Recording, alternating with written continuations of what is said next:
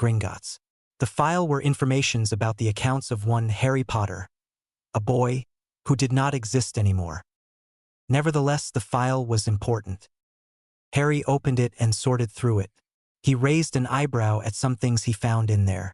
The last time he had gotten a statement about the trust vault the original Harry had used had been in 1981 after the death of Lily and James Potter. Now the trust looked a lot different. It seemed as if someone had thought about using some things in there for their own benefit. There was still enough gold left for Harry to be able to go to school, but the gold that had been in there in case Harry was placed with someone else to raise had vanished. Of course it should have vanished as it had been in there for childcare. The problem was that the Dursleys had gotten just enough to pay for the original Harry's school supplies. The rest of the money had been used for the aftermath of the war. As if Lily and James had not done enough, Harry murmured while having dark thoughts. No wonder the Dursleys do not like me or Harry. The original Harry had been straining their money since he arrived. Of course, Vernon had gotten a better job some years later, and they had started to overdo it with Dudley, but Harry also remembered a time when Dudley and the original Harry had been brought to Mrs. Figg so that Petunia could go to work for some hours. It had been Vernon's promotion when the original Harry had turned for that finally had started the life the Dursleys were living now. And it had been little Harry who had brought the trouble in their house.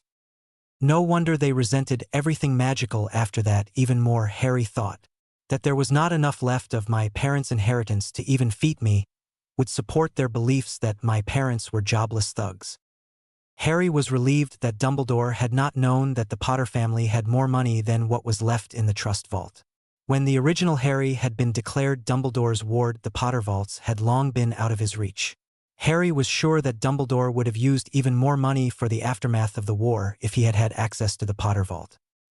Well, I knew long before that Dumbledore was not to be trusted, Harry thought, and turned to the rest of the folder. In there was also a copy of the will of Lily and James Potter, and it clearly stated who should take little Harry in if they died. Of course, Sirius as Harry's godfather had the first place, but the rest had not even been considered by Dumbledore. Alice and Frank Longbottom, Harry read. He knew that they had gone insane some month later, but until then they would have been suitable guardians for little Harry. And after that he still would have been in the care of Augusta Longbottom, Neville's grandmother. Amelia Bones, Harry read next. Well, she still is. There was nothing to stop Harry from being raised there. The last name on the list made Harry snort. Alastor Moody.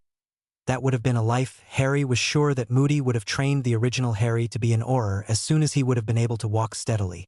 Well, everything would have been better than the Dursleys. But Dumbledore had not considered the wishes of Lily and James Potter.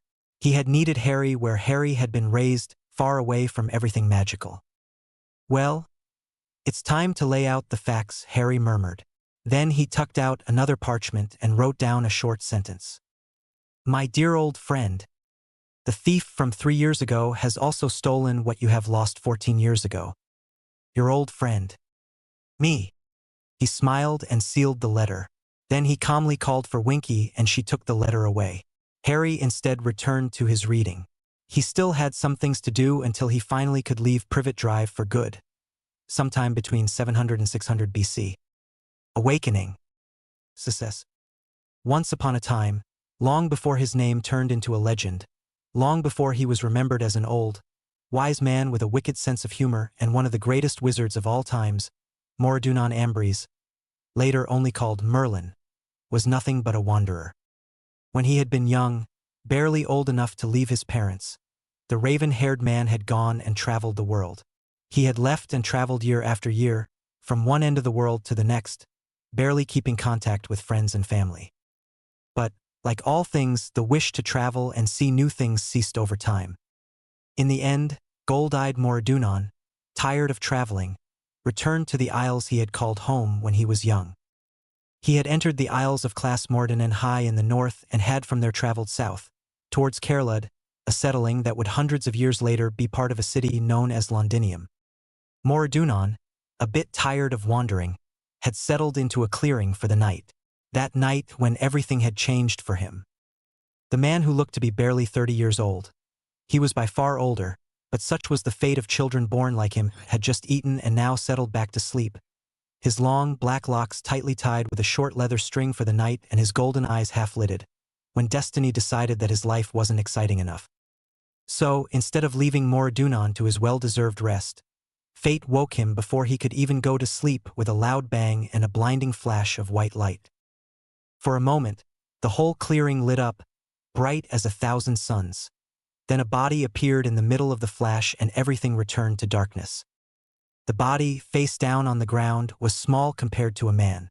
For a moment, Moradunon actually wondered if the body was a woman. But then the foreigner groaned and Moradunon reverted his thoughts. A boy. The stranger was a boy. Maybe 14 or 15 years old. Moradunon stared at the child. Oh, he knew that theoretically the boy in front of him, had he been mundane or non-magical, would have been considered a man already. However, the boy was magical, therefore a minor, and still in need of a guardian. Magical children needed their parents until they were at least 20, maybe even 23 years old. Until then, a child's magic still wasn't mature enough to shield most of them properly without a parent's guidance. Being without a parent beforehand would not only endanger the child, but also everyone who came into contact with the untrained magic of said child. There were few exceptions. Trained children who had finished their education early. The finished education ensured that children knew how to stabilize their magic, which ensured that they could live without a guardian. But children like that could be felt by other druids. Trained magic was always a lot more contained than untrained, and the boy didn't feel like he had finished training at all. Seeing that the boy was untrained and therefore not yet old enough to be alone, Moradunon took a closer look at him. He had short, oddly cut raven hair. The clothes he was wearing were made of a strange material that Moradunon couldn't remember encountering before, and their cut. Moradunon had never seen anything like that. The tunic was too short, the pants, well, the blue color was unheard of in clothing, and the material looked like nothing that could have been made anywhere near Clas Mordanen or the countries Moradunon had visited. The material was foreign, and they seemed to hold up without a girdle. Of course, there was also the fact that the clothes seemed to be cut for an entirely different person because they were hanging on the boy. The tunic had a bright coloring Moradunon had never seen before. They were no hide or fur, like Mordianon knew clothes to be. Moradunon would have thought that they were high-ranking clothes, if they had fitted the boy and had fewer holes. As they were now, they seemed more rags than clothes. And rags for a boy like the child in front of him. No, something was wrong. Wrong with the clothes. Wrong with the boy. Wrong with the whole situation. A young druid, Moradunon figured with a frown, deeply concerned. Not old enough to have fully matured magic. So most likely accidental magic brought him here. But druids were revered young ones nearly as much as older ones. So, no matter how Moradunon looked at it, the clothes the lad was wearing simply weren't appropriate for his assumed rank. Nevertheless, Moradunon hesitated for another moment. No matter how innocent the child looked, there were druids out there who were twisted inside, and willing to twist children's minds until the child in question was as twisted as they were themselves. Moradunon had met people like that. Moradunon had fought people like that, and he still shuddered in disgust at the memory. In the end, no matter Moradunon's experiences in the past, his need to help won out, and he stepped forward to take a look at the lad. Nevertheless, no matter how much he wanted to help, Moradunon still took his staff with him before approaching the young stranger. The boy was unconscious. He had blood on one side of his face, a cut that had bled quite a bit, and after Mordunon had crouched down next to him and touched him to assess the rest of him, Mordunon also noticed a slight concussion which was easily treated, if not fully mended in another day or two. As if it had only been the concussion that kept him unconscious, the boy groaned slightly just after Mordunon healed him. His eyelids fluttered. "Are you awake, child?" Mordunon asked, but the only answer he got was another groan. Then, the boy's eyes blinked open, revealing a stunning green that had Mordunon blinking in surprise. Green. Mordunon couldn't remember any magical or mundane who had ever had eyes as green as the boy's, with one exception. Sadly, the exception made the explanation how the boy could have ended up alone even worse. Children from that family were jealously guarded, so a boy going missing should have basically been impossible. For a moment, Mordunon's and the child's gazes interlocked. Then, the boy sat up gingerly, his eyes traveling away from Mordunon's golden ones to look around the clearing. The child frowned, obviously not expecting to wake up far away from the place he had been before.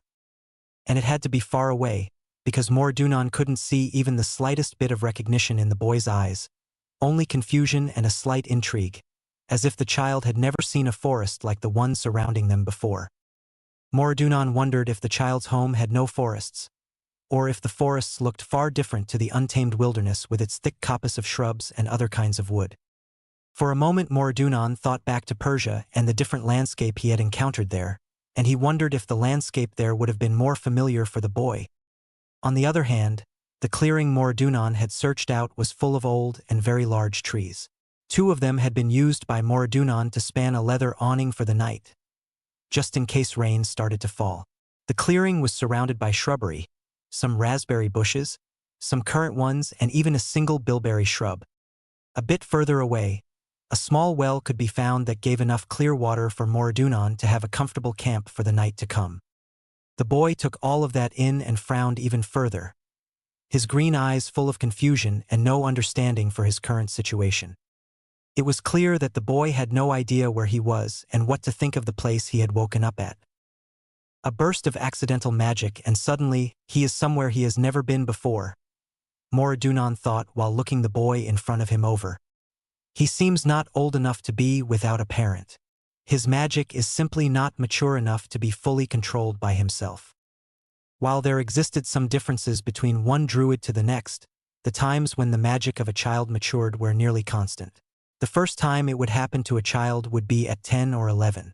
That was the time a child would usually start to train in gaining control, since training before that was basically useless because no matter what, a child wouldn't be able to direct their magic until that point of time. The next change would happen between about 17 and 18. At that point, the magic of the child would start to fully stabilize and accidental magic would totally cease to exist. After that, the last time magic would mature was between 22 or 23 years of age. Only after that time, a child would have their full strength and all the abilities it was born with. At that time, magic would be stabilized and under absolute control of the trained druid. On the other hand, if a child wasn't trained, it would be at that final maturity that they would die. Most untrained druids would die earlier, especially if they tried to suppress their own magic. But the strongest, even those who managed to survive against all odds, would still die at that point. The child in front of Mordunon looked too young to have experienced more than the first maturity, so seeing him appear out of nowhere in a bout of accidental magic wasn't that surprising at all. Children his age had done stranger things, as far as Mordunon knew. Still, no matter how common accidental magic was, it didn't explain why the boy had appeared near Mordunon. Normally, bouts of accidental magic like that were there to ensure a child's safety. Sending a child to a stranger who knows how many miles away from home was anything but safe for the child. Mordunon couldn't figure out how accidental magic could have brought the child to him when accidental magic's sole purpose was to bring a child to safety. And that thought made Mordunon frown. His eyes traveled down the child's clothing. The clothing, foreign as they were clearly rags. The shoes, Mordunon had no idea what kind of material they had been made of, but they sure didn't look like leather. They were ragged and kept together by barely more than a thread. The clothing itself was far too big for the child and the child. Mordunon's thoughts trailed off in dark thoughts when he noticed that the boy was clearly a bit too thin for it to be natural. Did his family have problems? Famine? It wouldn't be unusual, but nevertheless, for a druid's child to be unable to get enough to eat was troubling. Normally, druid parents always looked out for their children first since they were a lot more vulnerable until they at least matured a second time. In that moment, the child's bright green eyes returned Moradunon's gaze. Moradunon looked back somberly.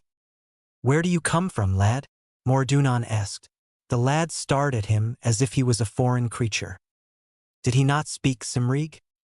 Moradunon supposed that it shouldn't surprise him too much. Cymric was one of 6 dialects the people of class Moradinen spoke. Moradunon guessed that people from outside would see all 6 dialects as one language, but there were too many differences between at least half of them for people all over the Isles to communicate without trouble. Indeed, more than 2,000 years in the future, most people would think that the Isles had only had one language at that time. They'd call it Common Brittonic. "Where do you come from, lad?" Moradunon asked again, this time in Brezhoneg, another dialect that was spoken more near Kerlud. Not sure if he should continue with the languages of class Moradinen or try Persian immediately. Again, no reaction.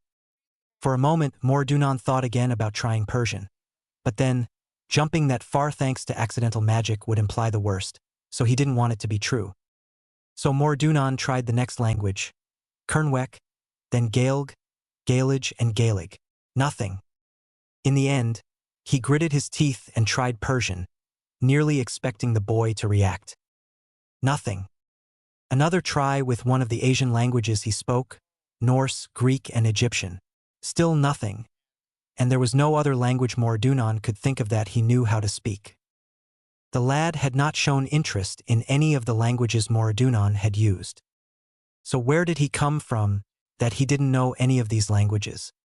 Then the lad opened his mouth and babbled something. The language he used had a slightly familiar sound, a little like Norse, but as much as Moradunon tried, something prevented him from actually understanding the lad. A Norse dialect? After all, the Isles had their dialect, so why shouldn't the Norse have their dialects as well? "Say it again," he said in Norse, but of course, the boy didn't do like he was asked. Clearly, he hadn't understood Moradunon's words any better than Moradunon had his. Moradunon sighed. Not a dialect, then? Maybe another country with a language with little relation with Norse? Perhaps a country behind the final boundary of the Norse lands? How far away would that be? He must be from the other side of the world, Moradunon mused and rubbed his eyes tiredly. Powerful accidental magic indeed. His parents must be proud of him. Of course, they would only be able to be proud of the lad if Moradunon found some way to send him back to them. If he didn't, they would be nothing but worried instead. But to get the child back to where he belonged, Moradunon would have to find a way to communicate first. He stared at the boy, pondering. How should he start? He stopped mid-thought, the answer reaching him the moment he had started to wonder. It might not be much, but at least the first step was an easy one. Moradunon Ambries, Moradunon said, pointing at his chest. Moradunon Amerbes Esamons Ambers. The lad blinked, his face showing his bewilderment. Then his eyes cleared and he seemed to understand Moradunon's actions. "Harry," he said. "Harry Potter." Moradunon wrinkled his nose in dislike. Harry. That name might have been perfectly normal where the child came from, but on class Moradinen, people would look at Moradunon strangely if he used it. In the ears of the Isles people, the name sounded like something a baby would coo. It sounded like something a parent might give a child to show they cherished it, but nothing a lad like the boy in front of him should use as a formal name. Maybe it was a normal first name in the home country of the lad, but he was in class Moradinen and here the name didn't fit for a young boy like him. Here on the Isles, a name like that was used by parents for their baby boy, a name of endearment but not by anybody else. Moradunon frowned. He knew some names that used Harry as an endearment as long as the child in question was still a toddler. Names like Heralder, Heristrix, Hadrian, but the child had solely named himself Harry. It was nothing Moradunon would like to be seen calling the lad in public. People would look at him funny if he'd actually went and cooed at a lad of maybe 15 years of age. Mordunon sighed and unconsciously slipped into his mother's native language when he finally went and decided on a course of action. He couldn't coo at a lad. So there was only one solution. I will have to search for another name to call the lad, he murmured under his breath, his voice sliding through the hissed vowels like it was made for speaking like a serpent. Why? What's wrong with my name? Mordunon's head snapped up when the lad actually managed to produce some words Mordunon actually understood. One moment Mordunon was absolutely speechless, then he suddenly understood why he had actually understood the lad this time around. A Parslon? Mordunon shook his head. I never even thought of trying to use Parseltongue. Parslon? The lad asked. What's a Parslon? It's a person who can speak to snakes, Mordunon answered absent-mindedly, while his thoughts turned towards the fact that the boy actually spoke Parseltongue. It felt strange to speak to a person who wasn't his mother in the language of the snakes, but it seemed as if Parseltongue was the only language they had in common. A Parslon is a parselmouth? The lad confirmed. Parselmouth. That was a word Mordunon had never heard before. What an odd word to use when it came to a Parslon. Mordunon wondered how many differences existed between Mordunon's Parseltongue and the boy's. Dialects? Variations that only occurred in the boy's home country? Other reasons? Mordunon shook his head. It didn't matter. He finally found a language that was similar enough that he and the lad could talk. A different word here and there should be easily explainable, and was a small price to pay for understanding. If a Parselmouth is someone who speaks to snakes, then it seems to be the same, Mordunon finally answered. The boy stared at him intensely, but finally nodded. Well, yes, then I'm a Parslon, he finally said. Then he stopped and his gaze intensified. Are we talking in Parseltongue? You can't tell. The lad shook his head. I never could. It all sounds like English for me. The word was foreign to Mordunon. English, whatever language it was, it hadn't been translated into Parseltongue by the lad and therefore didn't have a corresponding association in Mordunon's mind. Not that Mordunon expected a translation of the language name.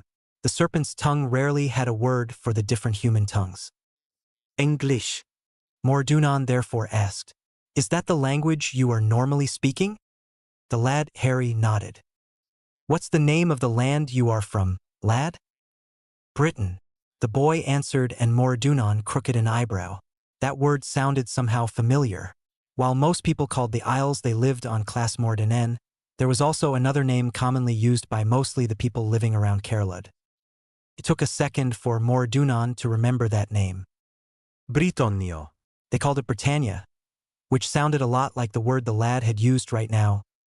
Britain. You are talking about Britannia? Britonnio. The lad stopped and seemed to think about that. Well, yes, but I have never heard someone calling Britain Britannia in a normal conversation before. You do not speak any of the languages of Britannia, Mordunon clarified. Originally, Mordunon had wanted to say dialects instead of languages, but that word seemed to be one of the untranslatable ones, which made Mordunon wonder about how a language could have different words for the same thing, yet no concept of dialects. The lad meanwhile blinked at him in surprise and confusion. But I am, he insisted. I speak English, like everyone in Britain. Lad, there is Cymric, Kernwek, Gaelg, Gaelage, Breshoneg and Gaelig. There is no English to speak. See, Cymeg. The lad stared unbelieving at Mordunon. Gaelage. What are these bloody languages? I've never even heard of them. Mordunon snorted. You definitely would have if you were from here, he pointed out. The boy looked around with a frown on his face. I doubt that I am, he said, his gaze traveling over the trees surrounding the clearing. Wherever I am, it looks foreign. I can't believe that this place belongs in Britain somehow. But I know that Britannia is another name for Britain, so it should be the same, at least theoretically. That answer stopped Mordunon's thought process from one moment to the next. The boy was sure that Britannia was a different name for his home country. The boy spoke a language that sounded a bit familiar, yet foreign all the same. The boy didn't recognize his surroundings and even went so far to describe them as foreign. Did that mean that Britannia wasn't Britain? Or did it mean that Mordunon was missing something when it came to the answers the lad had given him so far? Maybe a country with a similar name? Maybe something else? Mordunon interrupted the second thought. He wouldn't ponder the unknown until he hadn't managed to rule out every other possibility that would at least vaguely explain the lad's odd circumstances. Nevertheless, Mordunon couldn't help but wonder. With a shake of his head, Mordunon finally decided to go and actually ensure that there wasn't a possible explanation that Mordunon had somehow missed. In the end, Mordunon decided to check the more likely of the possibilities by asking some further questions. He had been traveling the last 15 years throughout Persia, a small part of Asia, Greece, Egypt, and the Norselands, where the Germanic tribes lived, so asking the boy if he recognized any of the places Mordunon could name might work. "Tell me, have you ever heard about Lacedaemon?" Mordunon finally asked, going with an advancing state which had slowly been gaining renown in recent years. "Or maybe Massalia?" Massalia was one of the most important trading ports that Mordunon knew of. "Lacedaemon?" the lad asked, bewildered. "Massalia?" Mordunon frowned, but decided to not give up immediately. "Lacedaemon's main settlement is Sparta," Mordunon said, concentrating on the first question. "Have you ever heard of Sparta?" "Yes," the lad answered, bewildered. "That's good," Mordunon sighed. "So tell me, where is Sparta from your home? Is it in the west, the north, the south, the east?" Now the lad looked as if he was utterly confused. "It is nowhere from my home, I think," he finally answered. "I've no idea if the city of Sparta still stands, actually. I just know that the Spartans don't exist anymore." "They don't." The answer was something that Mordunon hadn't wanted to be true, but at the same time had already suspected. The boy nodded. "Their kingdom has been gone for, I don't know, a few hundred years," which only left one conclusion, no matter how much Mordunon had wanted to deny the theory at first. "How many winters in the future are you from?" Mordunon asked, feeling overwhelmed by his proven yet so unlikely theory, while in the same moment, the lad cried. "When by Merlin am I?" Those last words from the lad just affirmed Mordunon's conclusion. The lad was not from this time. He traveled in time. Mordunon thought, a bit stunned, that something like that was actually possible. He actually traveled in time. It sounded unbelievable, yet it was the only conclusion that fit the evidence. And yet, Mordunon wasn't sure how much he could help the lad with his question of when he was. He had traveled the world, had seen different cultures and people, and Mordunon hadn't been traveling for just a few years. He had traveled quite a few centuries. He had seen people change, had seen cultures change, and had learned that nothing was stable. So he was quite sure that no matter what he told the child, he wouldn't be able to answer a question like when, especially when there were hundreds of different ways to count the years and measure time. The only one who could eventually measure the time between the here and now and the time the lad had come from was the lad himself. "Can you possibly guess how far back you are?" Mordunon asked the lad. The lad frowned and Mordunon sighed. There was not only the problem with the boy actually having traveled in time, but also with the fact that the boy most likely didn't have any family anywhere near here, and a young druid without family or guidance. Mordunon sighed and shook his head while contemplating if he could get the child to Persia and his family. He dismissed that thought. The lad's family wouldn't know about the lad's time jump, and Mordunon knew that if they told anyone, there would be repercussions for the lad. Somebody who knew the future would be highly valuable, and never able to live a normal life. That wasn't something Mordunon wanted the lad to face. But what other possibilities were there? It was at that moment the child hesitatingly spoke up. I don't know," the lad said. "I've never been good in history. Well, it's a dull subject anyway, and Bins definitely doesn't help." The lad pondered that a little bit more. "Guess some things might have happened in between the story of Sparta I know and my times. Hermione definitely would know all that. But," the lad shrugged at that, "but it has definitely have to be some time. A few hundred years at least." A few hundred years. Well, that would explain the foreign and strange clothes the boy was wearing as well as the language he was speaking. So English is the language of another conqueror of Britannia? Mordunon asked to clarify the language problem while at the same time wondering who else but the Celts had decided to make Britannia their home. He knew the lad would likely not know, but it couldn't hurt to hear a second theory. Yeah. The lad seemed to be a little bit unsure at that. I think English will be the name of one of your languages or something like that. I don't know. But even if it is one of your languages, the words will a little bit change over time. I think. Surely, Mordunon agreed.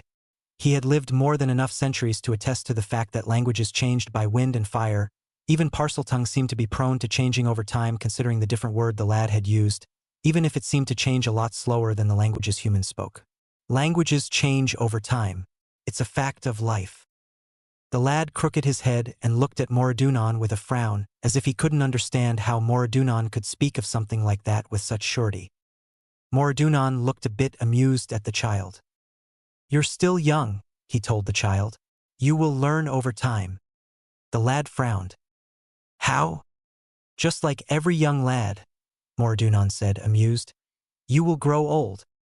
For a moment, the lad looked about to object, but then he blinked and frowned. "My teacher. He lived longer than average. That's normal?" Mordunon frowned, but then guessed that the lad was probably like most children who lived with just their family and a few neighboring magical families, unused to more than just a few druids, and therefore not used to seeing more than a few old druids, if any at all. Of course, there was also the fact that not only were there different life expectations with druids, depending on their heritage, but also the fact that the lad most likely hadn't grown up with the most of his family in Persia. If they were still there and hadn't moved to Class Mordanen altogether sometime in the future, it's normal for magical beings to live longer than non-magicals, Mordunon finally settled on. "Oh," the boy said, before hesitating for a moment. "Say Morty." Mordunon laughed a bit. "Mordunon Ambries," he corrected the lad. "It's Mordunon Ambries." The lad sighed. "Can't I just say Mori?" he asked with a frown. "Mori, more to do." He stopped and sighed. "Mordunon Ambries." "Ambries," he corrected himself slowly, "is such a long name." "It's part title, part name," Mordunon corrected. The boy blinked in surprise. "Title?"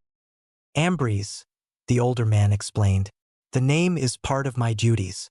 I am responsible for Mons Ambers, so my name implies that responsibility."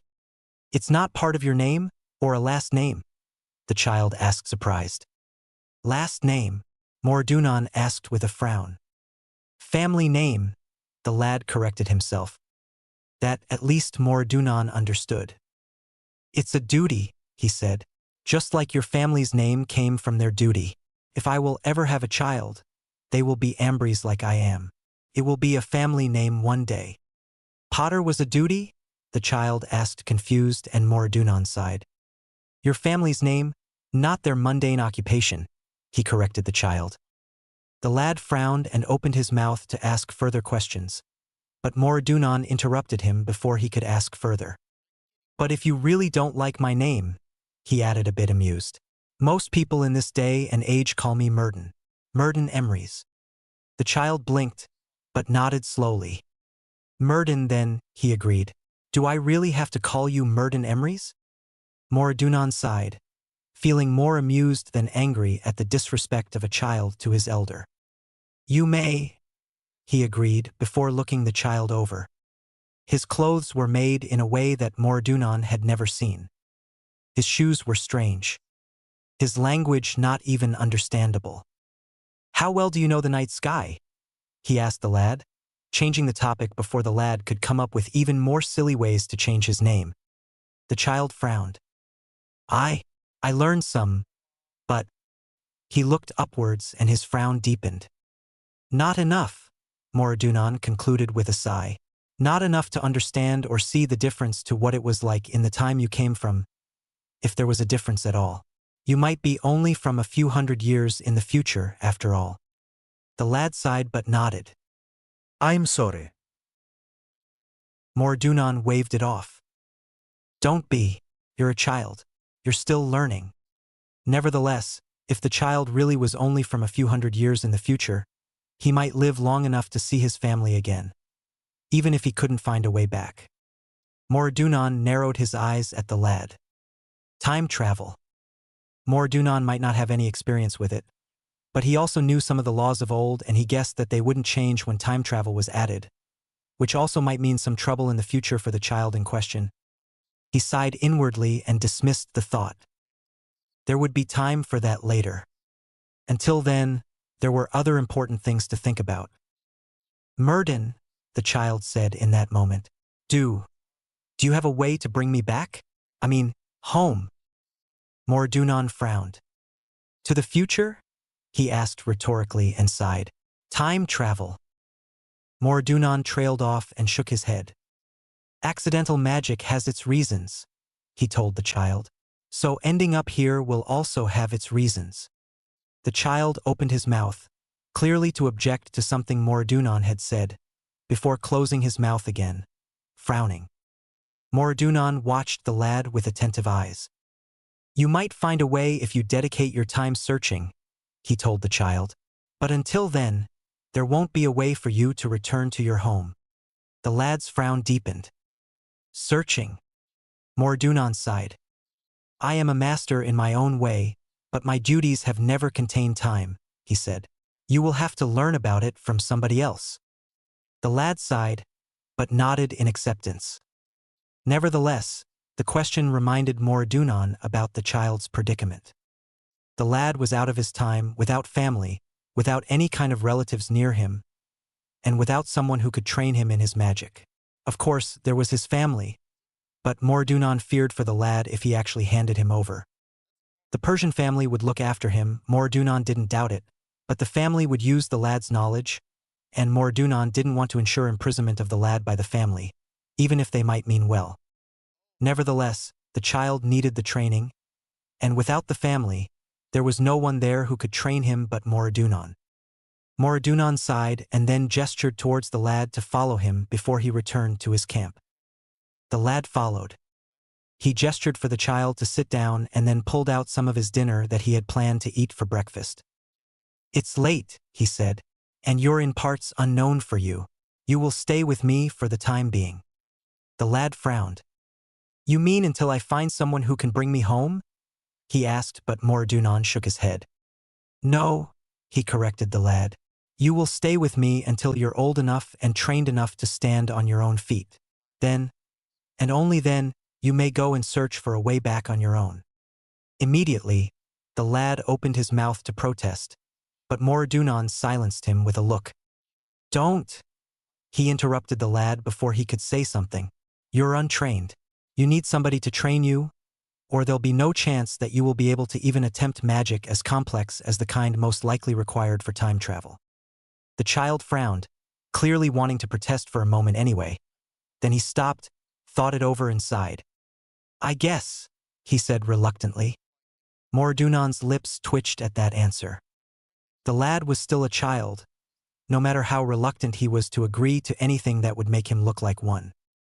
You're going to need your staff if you want to continue your training, he added and looked at the lad, expecting him to pull out his staff and check it over for damage.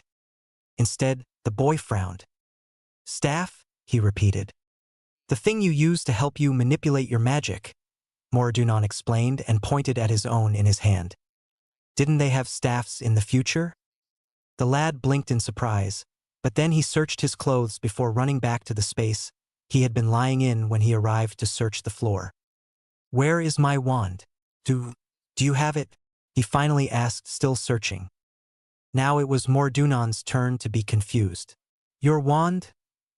He repeated and wondered if that was one word that had changed over time even in Parseltongue.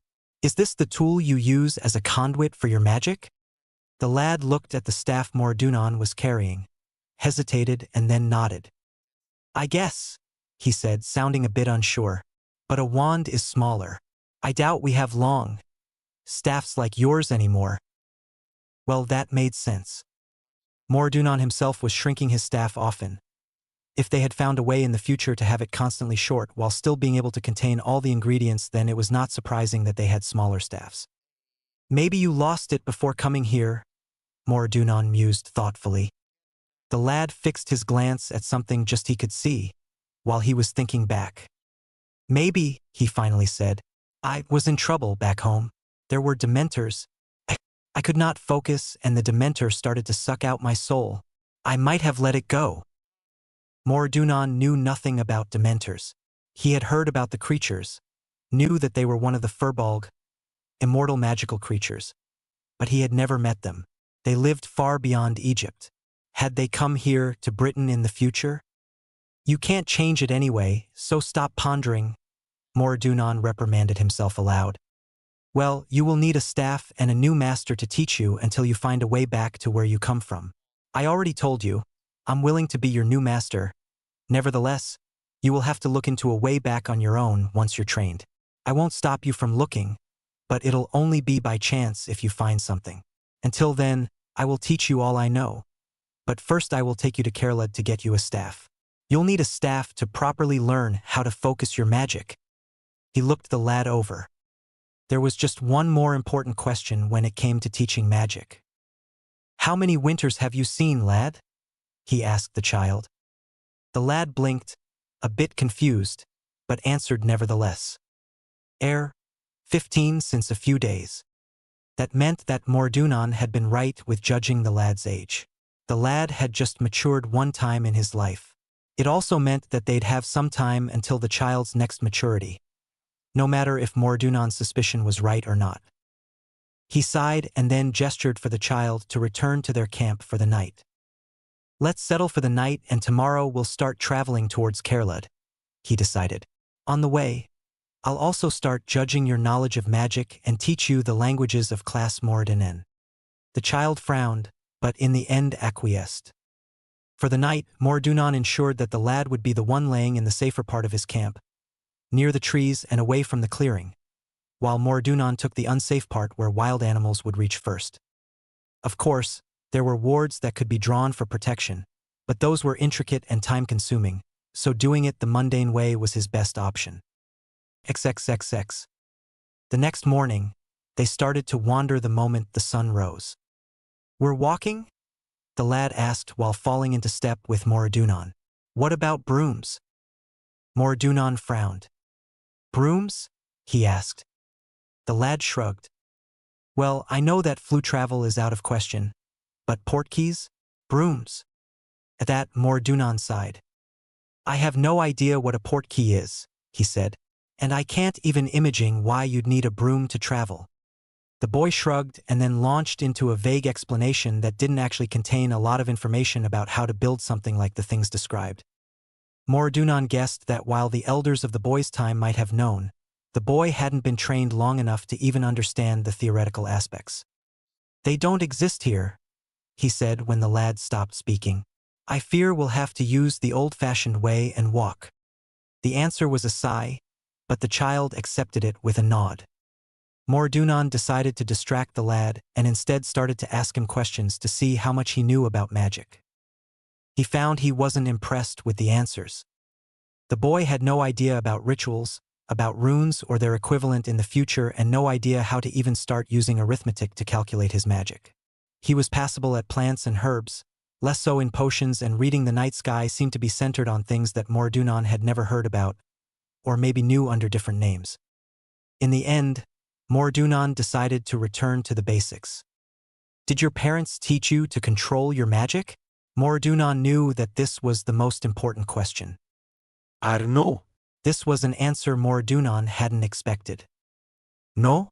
Your parents didn't teach you any kind of control? My parents are dead, sir. But your relatives trained you, didn't they? It was the duty of the elders to train the young ones, after all, so no matter what, the lad should have been trained at least a bit. My aunt doesn't have any magic, the child answered nervously. But I went to Hogwarts. It sounded natural, as if the lad actually expected Mordunon to know what he was talking about. As if that man was somebody well known all over the Isles in the lad's time. It felt bad to disappoint the lad, But Mordunon wasn't willing to lie even for something small like a famous teacher. Training was built on trust, so truth was the best way to gain it. Hogwarts? I fear I have never heard of him. Is he your master? As soon as he asked the question, he knew he had asked the wrong thing because suddenly the child's face fell and pure horror crossed his features. Lad, are you all right? Mordunon asked, worried. No. No, no, no. No. The lad suddenly cried. Please, please tell me you know Hogwarts. Mordunon frowned. It was a man. A single man. The lad shouldn't have been so upset about the fact that Mordunon didn't know him, even if Hogwarts might have been the old man. The teacher, the lad had mentioned before. Every life started some time, and maybe the life of this master hadn't started yet, or he wasn't well known yet. It shouldn't have mattered. It was a little thing in the end, even if it might mean that the lad was a bit further in the past than he had thought. A year less or more shouldn't be that upsetting, after all. Nevertheless, the child ended up in tears with that revelation. For a moment, Mordunon hesitated. Then he sighed and reached out towards the child to hug him. Normally, tradition said that children not your own or not your relatives shouldn't be touched. It was basically as bad as lying with somebody else's wife. But the lad was alone and the only one he had was Mordunon. So touching the child was what Mordunon did, even if it basically meant that he promised the child to be his teacher. I'm sorry, lad, he said, but that's how it is. People are born, they live, they die. And even if they end up well known, at the beginning they start like everybody else. The answer was tears, thousands and thousands of tears. Mordunon pulled him closer and the lad turned into his embrace. Fingers tuck into Mordunon's tunic and the lad took a hold of him as if his life depended on it. Mordunon grimaced. It was bad. Really, really bad. That, at least, he understood even though he didn't understand the reason why. In the end, Mordunon didn't know how long it took him to calm the lad down before he finally let go of Mordunon to wipe away his tear tracks. Are you all right, lad? He asked. The child sniffed, but nodded, and Mordunon made a mental note that he had to train the lad in customs as well. It seemed that customs had changed over time and Mordunon wasn't sure if it was for the better. If you care to explain what shook you so much? Well, Hogwarts isn't a person, the lad finally replied. In my time it's a place to learn, and it's been a place to learn for at least 1,000 years. If you don't know it. And suddenly Mordunon understood why the lad had suddenly been that distressed. A place to learn, founded 1,000 years in the past. And yet, Mordunon had never heard about it ever before. The way it sounded, that place had to have been huge. There must have been at least 50 or more people there to learn. And it must have been a good place to learn, well known all over Class Mordunon. No wonder the lad had expected Mordunon to know about it. No wonder the lad had been so shocked when Mordunon told him he had never heard about it. I guess it's well known where you come from? Mordunon asked. The lad nodded. Everyone goes there, he agreed. Well, everybody in Britain. Mordunon was guessing that the lad had exaggerated the whole thing a bit, but he acknowledged that at least quite a few children must have gone there to learn their magics. He wasn't sure if that was such a good idea considering the boys obviously lacking education, but he guessed that the reason the lad didn't know those things lied in the different times he came from. Not that Mordunon agreed with whatever reason might have been named by the lad's teachers. Far too many important things were unknown to the lad, and it would be Mordunon who'd be forced to correct them. In the end, Mordunon just commented on the one important fact that the lad had drawn from the conclusion. This means you ended up a lot further back in the past than you originally thought, he concluded with a sigh. This also meant something else for the lad. He had no way to return home until he found one, and until Mordunon could either dismiss his guess as wrong or find facts to conclude it as right. The child would also be forced to think that he'd never see his friends and family ever again. He wouldn't live long enough to do so, even if the lad was one of those few druids who'd live longer than a few hundred years, which weren't many, and even fewer when it came to those who would reach 1,000 years of age. Even if his blood might show that it's pure enough, Mordunon thought with a mental sigh. Reaching 1,000 years for an old one with the blood of the immortal creatures in their veins is nearly impossible. Mordunon knew that. There were precious few in this day and age who had pure enough blood to live that long in the future. There'd be even less. Yes, the boy replied in that moment while trying to stop his still flowing tears. And if I don't find a way back, I'll never see my friends again, and they'll never know what happened to me either. Mordunon understood the lad's fears. The child had been ripped out of his time, and now there was a possibility that he'd never return home. Nonetheless, it wouldn't do the lad any good if he dwelt on it right now. There was nothing he could do until he was old enough to find a way back home by himself. There's always an answer, he said instead. If you search for it, you might find it. But for now, you won't be able to go searching. You need someone to guide you, you need someone to teach you. I will do it for now. Everything else will come later. With that, Mordunon changed the topic and started to expand the lad's knowledge of plants. For the first few minutes, the child looked as if he was unwilling to listen, but in the end he huffed and actually focused on the lessons. Of course, that didn't mean that it turned out to be the last discussion with the lad. Instead, it was just the first in many. "Why do you always call me lad?" the child complained just a few hours later. "I have a name." "It's a baby's name," Mordunon countered. "I'm not going to go around and call you a baby's name." The child frowned. "It's a normal name," he countered. "I bet there are at least a dozen Harry James Potters all over Britain." That actually stopped Mordunon mid-step. "Harry James?" he repeated. "Your name is Harry James?" The lad frowned at him. "Yes," he agreed slowly, clearly not understanding why it had stopped Mordunon in his tracks. The older man sighed. Of course, the lad wouldn't understand. Harry James, unlike Harry, was a very respectable, even exclusive name. Normally, it was a name only used in the Pendragon family. One of the oldest lines in Classe Mordanen who were, thanks to their dragon heritage, masters of the land. But maybe that had changed over time. It wouldn't be the first name which changed that way, after all. But the lad didn't seem to understand its meaning. "All right," Mordunon finally agreed. "Harry James it is. I will call you by your name from now on." The lad frowned. "It's just Harry," he started. But Mordunon stopped him before he could continue. "I'm not using a nickname," he countered the child's objection. "It's either Harry James or lad, choose." The child mulled over that for a moment before he sighed. "Harry James it is," he agreed, and Mordunon nodded before he went back to teaching. Over the next weeks, Mordunon slowly started to introduce the lad to the languages of Classe Mordanen, added to his herb and plant knowledge as well as his knowledge about stars, and also started him on writing and the first attempts at controlled magic. Of course, the lad had to make it difficult. "I can't do magic," he objected when Mordunon actually suggested to learn how to levitate a stone. It was one of the easiest things to start with when it came to a child's magic. "I don't have my wand." Mordunon sighed. "You don't need a staff for this," he countered in Simrig. "It's an easy manipulation, not a complicated runic spell. We definitely won't start on those or on rituals until you have your staff. Runes might be able to support a spell by themselves, but for a beginner or for long spell sequences, working with a staff is always easier when it comes to them." The child just glared at him. "I have no idea what you're talking about, Murden," he told Mordunon unhappily in Parseltongue instead of in Simrig, which he should have been using. "And I can tell you that without a wand, whatever you want me to do won't happen."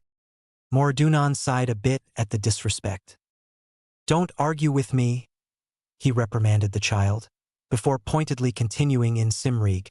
"It's unbecoming for a child, especially if you don't have valuable arguments to counter me with and use disrespect while talking to me." The lad's glare intensified, but he nodded anyway. "My apologies, master," he said in Simrig, clearly gritting his teeth. Mordunon sighed, before picking up a stone and handing it to the lad. "Do as I say," he commanded in the same language. The lad's lips pressed together, but he took the stone in his left and then used his right to make some odd gestures. "Wingardium Leviosa," he cried, and Mordunon couldn't help but wonder who had taught the lad such falderel. He sighed and took the stone from the lad before letting it rise in his hand without any unnecessary gestures or words. The lad gawked. What? How? He stuttered, falling back into Parseltongue. That shouldn't be possible. Mordunon sighed again. It's a simple manipulation, he countered, letting the lad's lapse into Parseltongue slide for the moment. Of course it's possible. For a moment the child frowned, but when Mordunon handed back the stone, he took it and then stared at it. Mordunon let him, a bit amused when the lad's face took on a highly concentrated look which ended with the lad nearly walking into a tree or two if Mordunon hadn't reached out and steered him away from them. Amusingly enough, the lad didn't even notice. It took nearly 3 hours until something changed. One moment the lad was still holding the stone, the next it shot up into the sky as if somebody had thrown it upwards with all their strength. Of course, that surprised the lad that much that he lost concentration, and therefore his control over his magic. But then there was a reason why children needed somebody to teach them magic. Mordunon reacted instantly, the shield he brought into being over their heads with a single rune stopping the stone from actually hitting the child on its way downwards. The lad gawked. Was that me? He exclaimed in Parseltongue. Yes, Mordunon answered in Simrig, amused. A bit less power might be a good idea for the next time, don't you think? The child blushed. Yes, he agreed, this time actually using Simrig. A bit. Nevertheless, Mordunon had to admit that he hadn't expected a reaction like this for at least another 3 to 4 hours, so he guessed that he might be able to teach the child a bit faster than he had originally expected. 3 hours later, the lad had actually managed to stop throwing the stone as high as he could and instead balanced it about a foot above his hand. It was still a bit high up, but at least it was visible and not trying to reach the clouds anymore. Of course, this might have been their first, but definitely not their last argument. Why do I need to learn arithmancy? Do you or don't you want to learn your rituals and runic casting? What do I need it for? Nothing if you continue to talk to me like that. I apologize, Master. Please, what do I need? Rune spells and rituals. Why? Yes, Master. Why do I need rune spells and rituals? Because you're a druid and I'm your master. I won't let you run around half-trained and unable to do more than a few tricks to entertain children. And when the child pouted after that, Mordunon just looked at him with a frown. If you don't learn to behave like you should, he threatened, then I will add healing and wound treatment as well to your current schedule. Of course, the threat didn't actually stop the child from getting into another argument with Mordunon sometime later. Why do I need that knowledge about plants? He complained. It's not as if they're useful for anything but cooking. They're useful for your survival, Mordunon countered and glared at the child. And we're using Simrig. The lad just rolled his eyes. I'm still learning it, he countered stubbornly in Parseltongue. And I don't understand why you added all that knowledge about hunting and plants useless for potions and… If it's useless, how about you go and search for our food for tonight? Mordunon countered with a raised eyebrow. That actually stopped the child dead in his tracks. What?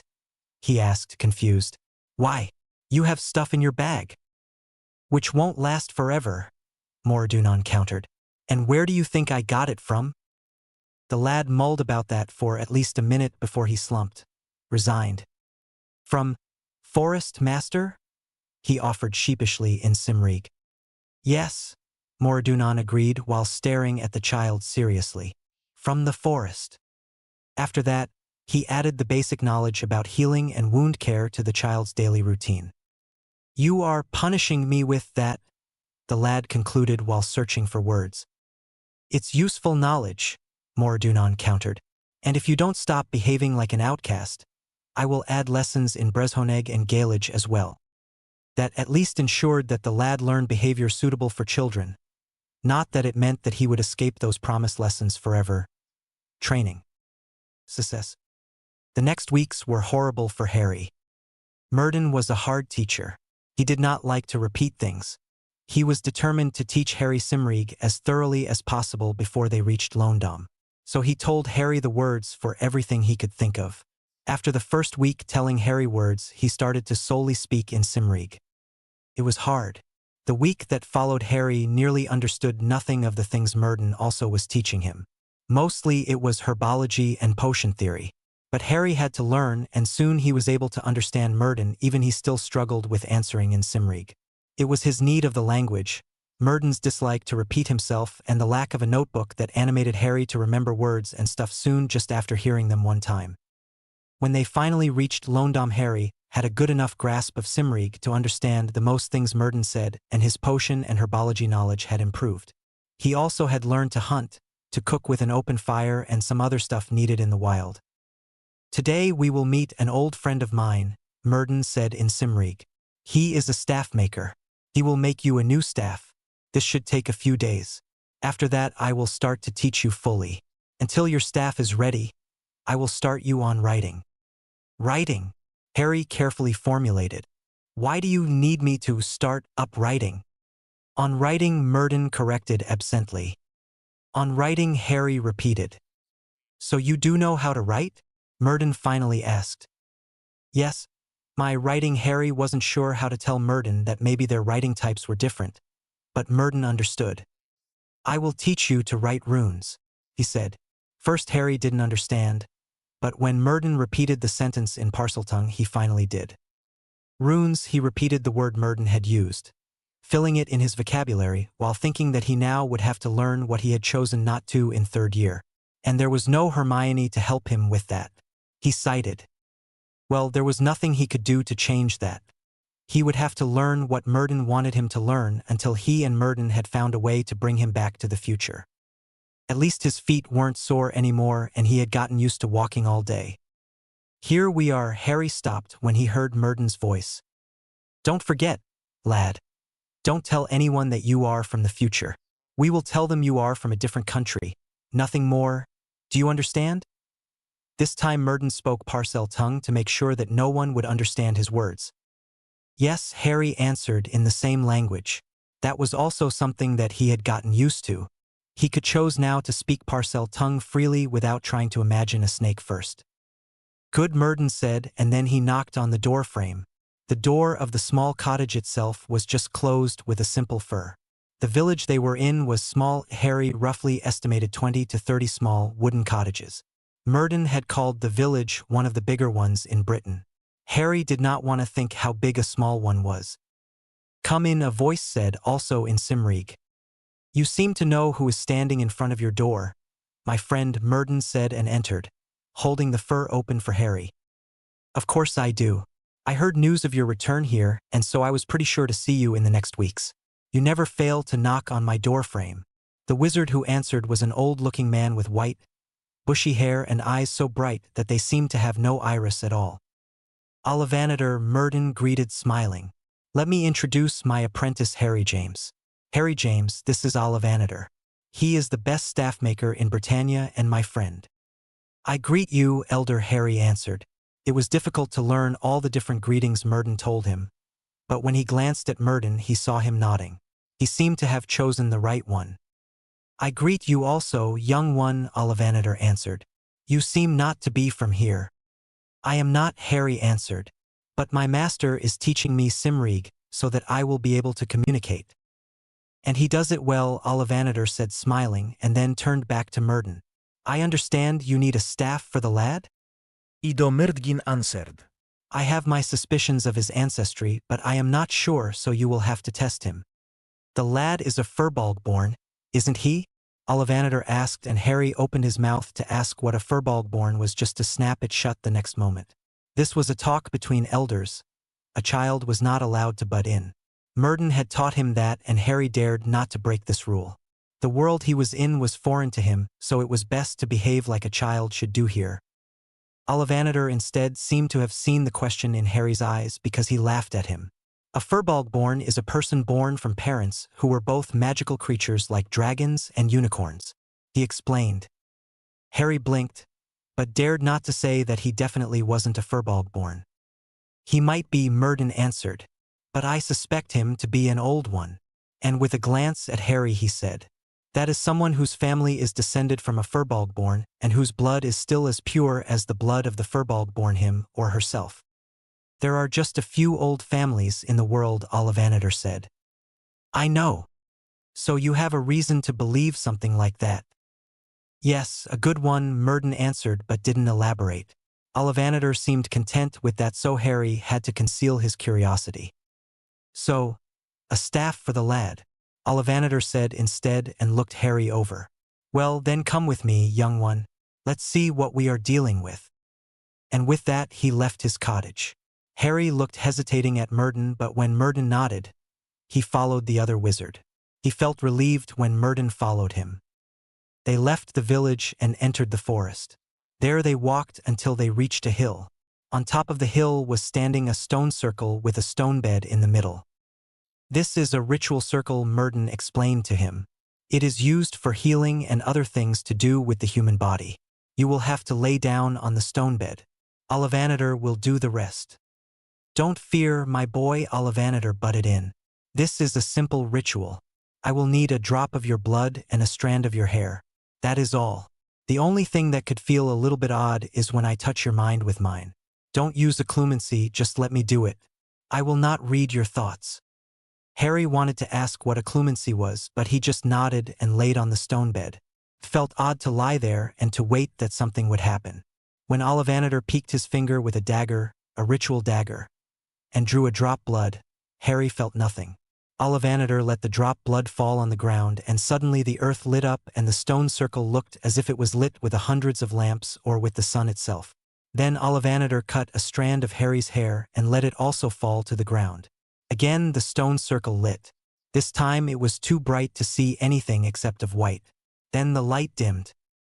Well, that was powerful, Harry heard Ollivander murmur. You are definitely an old one. And a powerful too. Harry looked at Ollivander baffled. But before he could commend on the older wizard's words, sparkling white runes appeared in the sky above him. Ollivander gasped.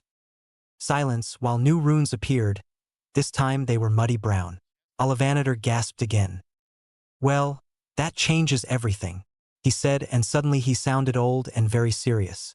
That foul thing will have to leave first. Foul thing? Harry was not sure he heard right, and this time he could not stop himself from speaking. Yes, foul thing, Ollivander said, and erased with a wish of his hand the writing in the air. Come on, lad. We will have to talk to your master. XXXXXXXXXXXXXX.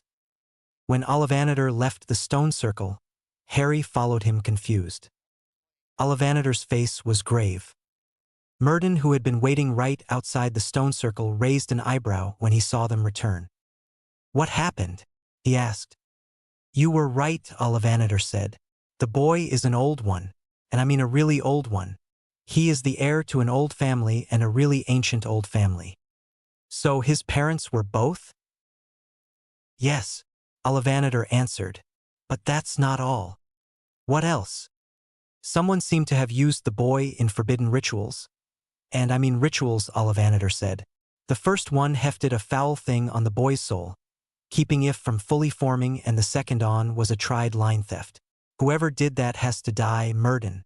A creature like that has no right to live. Line theft by a normal wizard is grave. By an old one it is beyond. I understand, my friend, Murden interrupted. Just tell me how to remedy it, and I will.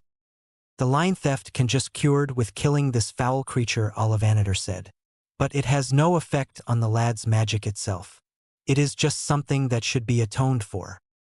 It will, Murden answered. I will teach him so that he can judge the thief. Ollivander nodded. I thought as much, he said. The foul thing that it hefted at his soul will have to be removed. It seems like another soul, or a part of a soul. But it is twisted and evil. The problem is the hole it will leave behind. The boy's soul must have lived nearly his whole life with this foul thing attached to it, just rescued by a tiny bit of powerful ancient magic, which stands like a shield between this foul soul part and the boy's own soul. But still, the boy's soul could not build itself fully because of this foul thing. Murden stayed silent, thinking. Harry looked at Murden, then at Ollivander, and then back to Murden. He could not understand how no one in the future had found out about the soul piece that was attached to his soul. Why hadn't Dumbledore found it? Or Madame Pomfrey? Or someone else? Had never someone thought about looking him over after the night his parents died? Because Harry was sure it was that time Voldemort, of course it must have been Voldemort, had left some part of his soul in Harry. Harry James? Harry looked up when Murden addressed him. Do you have an idea how and when this soul piece could have entered you? They tell me. Harry started. Told me, Murden corrected. Yes, they told me when I toddler my parents died to rescue me. Harry finally settled for. This time Murden said nothing. There was a evil druid. My mother stopped him from. Harry made a helpless gesture, as if someone was stabbing him. He dared not to use Parcel tongue in front of Ollivander. To kill you, Murden said calmly. She used her own death to protect you. Your father most likely did the same. So the dark druid was unable to kill you in the end, and the only thing he could do was to infect you with his soul, which was also mostly prevented from your parents' protection. I am impressed. Your parents must have been some powerful druids to stop him like that. So it is because of my parents. I am not infected, Murden said and nodded. It was very impressive magic. You should honor them for doing that for you. They must have loved you more than anything in the world. A single tear escaped Harry's eyes when he heard that. He had often wondered about his parents. Hearing that the magic they used to protect him was powerful enough to stop Voldemort even now was indescribable. No one ever told me much about them, Harry said. No one I ask know how they die. Murden didn't answer, but a gentle hand found its way on Harry's shoulder and squeezed it. Be proud of them, Harry James, he said. We will fulfill their work and rescue you from this foul thing in you. What are you planning, Murden? Ollivander asked. Murden smiled. The boy has the soul of a toddler. When we erase the foul thing in him, why not doing what everyone does when wanting a child? Harry blinked, confused at these words, but Ollivander also started to smile. As a Firbolg born yourself, you can do it, Ollivander said. I would be unable, but a Firbolg born has to give up a part of his soul to have a child. So you are willing to be his father in all blood and soul. My father? Harry asked, surprised, forgetting that it was a talk between elders again. But Murden did not reprimand him. Instead he ruffled his hair. A Firbolg-born is the son of two magical creatures who themselves have hard souls. He explained. Hard souls. Every magical creature has a hard soul. The longer they live, the harder is their soul. A human has a soft soul. Because of that, they are dying easily and don't live long. A druid is a cross between a Firbolg and a human. They have a hard part, which the Firbolg has to give willingly to even have a child, and a soft part, which is inherited by the human without his knowledge. Firbolg, especially the immortal ones, can change once in their lifetime in a human-like creature and have a child with a human or another human-like creature. Normally they have children with a human, these are called druids. But sometimes, and this is very unlikely but has happened, they meet another human-like creature and have a child with said creature, these are called Firbolg-born. The Firbolg-born have one part of the hard soul of one parent and another part of the hard soul of the other parent. So they also have a hard soul and live even longer than normal druids. And then there are the old ones. These are the descendants of the Firbolg-born who still have a fully hard soul. These families are also nearly non-existent. I myself do know of two. One is here in Britain and one in Persia. Each family has a physical or a psychical characteristic. I am pretty sure yours are your eyes. My eyes? Harry interrupted. But my mother, her eyes. He stuttered. I thought as much when Ollivander called her family an ancient old one. Murden answered. Harry blinked. He knew his mother was Muggle-born, so how? My mother's parents? No magic, he finally said to clarify his point. Parents no magic. Parents no magic. Well, that would not surprise me, Murden said. The magic of your mother's family is coupled with the green eyes. When there were no green eyes, there is no magic. I don't think even your mother's family knows why it is coupled with the eye color.